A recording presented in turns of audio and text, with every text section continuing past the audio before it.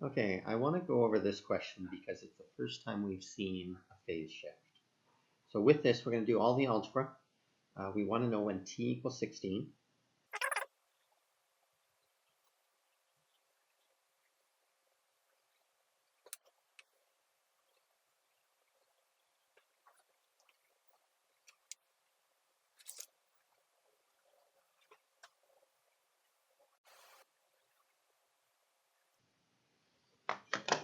And so we get our answers. So that last extra step.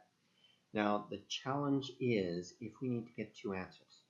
Now in this case, the 16 is at the peak. And if it's at the peak, there's only one possible answer. So I'm going to do the same thing for B.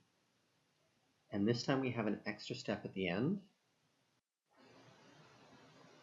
So I've set it up, 1 equals the function. So that's what we're looking for when t equals 1. Subtract 7. And then I'm going to continue for a couple more steps.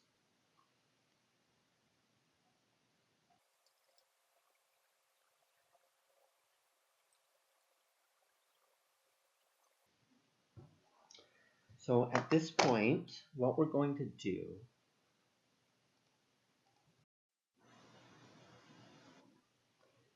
what we're going to look at is the diagram.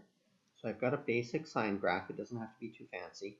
We know sine will go up first, come back to the midpoint, go down, come back to the midpoint. The midpoint is 7. So if we're looking for 1,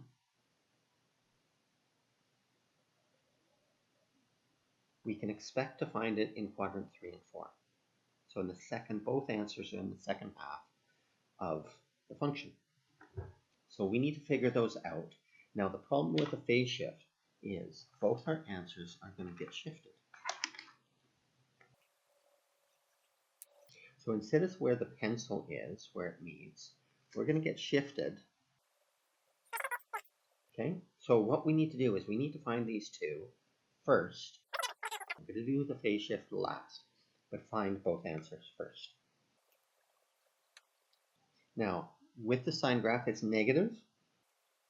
So instead of going into the negative region, we're going to go to the end of the cycle and move back 15.1. Now, we need to know when is the end of the cycle.